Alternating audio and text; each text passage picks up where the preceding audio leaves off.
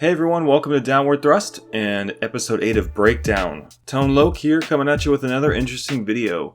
Cooperative gameplay in video games has seen quite the metamorphosis over the last 20 years, and today we're going to take a wee little gander at cooperation and its evolution in video games leading up to 2016. Co-op in games was invented for a few different reasons. First, it was a feature ad for video games, an easy way for developers to extend the longevity of their games by adding a mode where players could run through their favorite games with a buddy. Early on, this was implemented fairly naively. Stamp a new mode into a game that allows for 2 players and increase certain performance indicators to artificially inflate difficulty.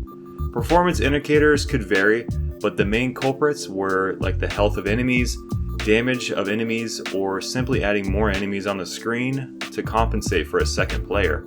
This strawman approach was pretty great for linear games with simplistic progression systems, usually in the form of weapon upgrades or 1-ups. Early on in video games, it was all about having a wingman and being a wingman for your buddy. There were very little systems put in our games that allowed for 2 players to actually cooperate in games outside of just being another body on the screen that could help kill shit. Secondly, co-op was created because game watching was so popular in early days. Limited technology and hardware capacity often forced developers into creating single-player games, and crowds would form over our favorite games in arcades or in our living rooms because space was limited, both of which impeding outside player participation. It created a game-watching culture. We want to play games with other people, and developers saw a chance to convert game watchers into game players by adding multiple player modes into their games as technology improved. After all, the more game players replaced game watchers, the more money they could make. Throwing a co-op mode into a game and changing parameters and coding was a lot less work than designing new game modes or working on expanding the core systems of the game. A financial and time savings incentive for developers to plop on linear co-op modes. And they did it a lot.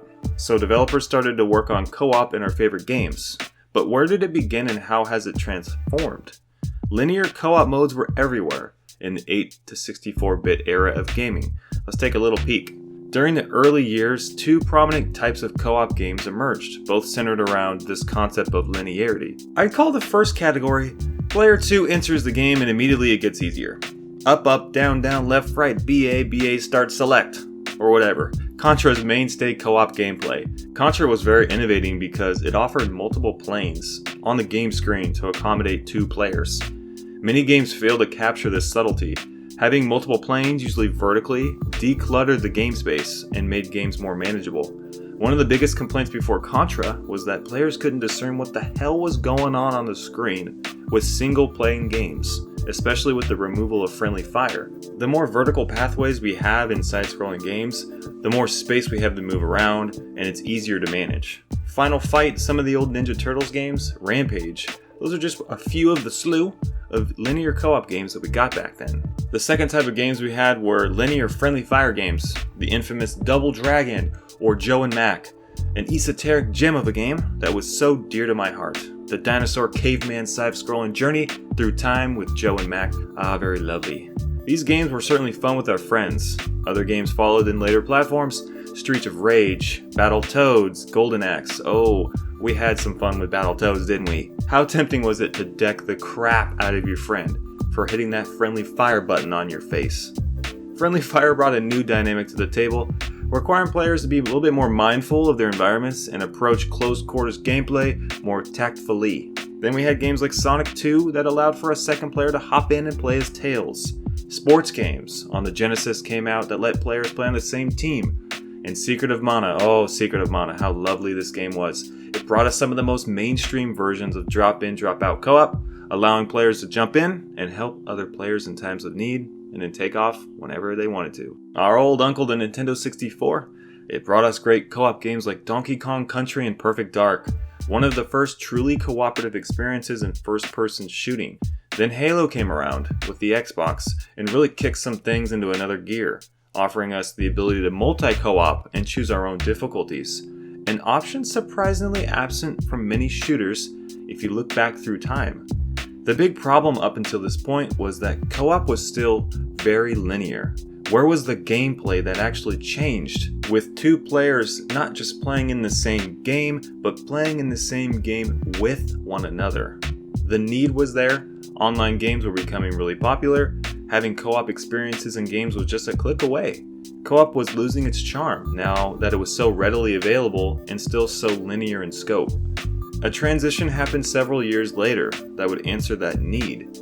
Guitar Hero on the PlayStation 2 introduced multi-layering asymmetry and cooperative play.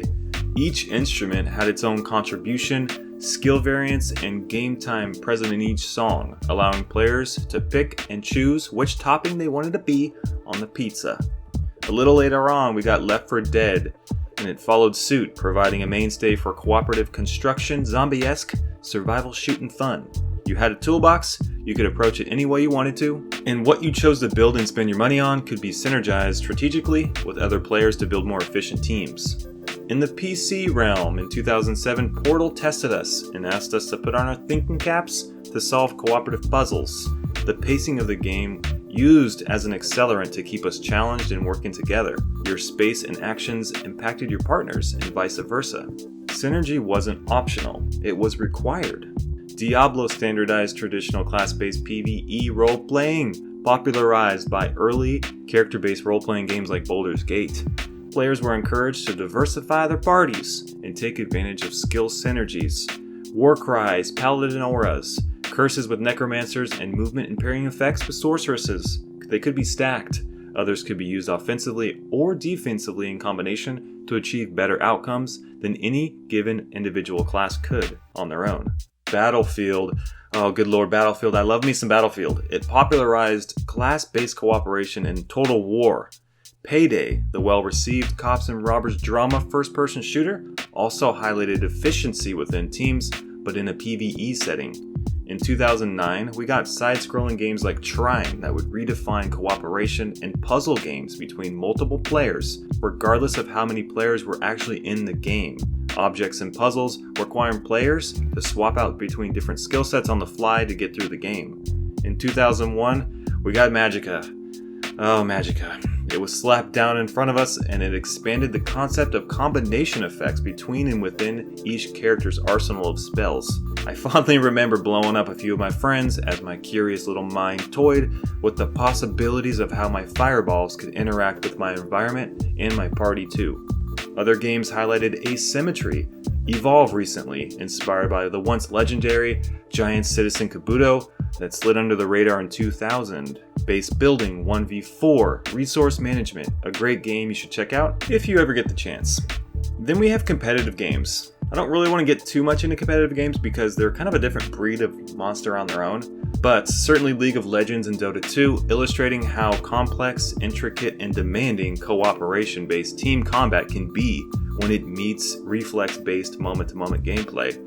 Teams swinging so far from each other between games that the dynamics and cooperation were certainly refined and ever-changing. On the other side of the fence, we got treats like Little Big Planet and of course Minecraft. Who could forget the impact of building worlds and fending off creepy crawlies and dark spaces of those tunnels we dug ourselves into? Cooperation was all about lending a helping hand and less about leading to a conclusion in the game itself. With all of this said, at the end of the rainbow, the best co-op games truly embrace the meaning of the word cooperation. We're talking about games that synergistically allow players to interact with each other, and we're moving away from the linear co-op based modes that are simply tacked on to games, but they're still out there. But the best games still exemplify how creative and interesting some games can become by adding a second player. Saving the best till last, I want to give a shout out to one of my favorite games and a brilliant game that had an impact on me and made me redefine how I view co-op games. Brothers: A Tale of Two Sons. I'm not going to say anything more about this game other than you need to play it and experience the ending of the game, a wonderful blending of when storytelling and cooperation collide. Where does co-op go from here? You let us know in the comments, and make sure to subscribe if you like this video. This is ToneLoke, signing off.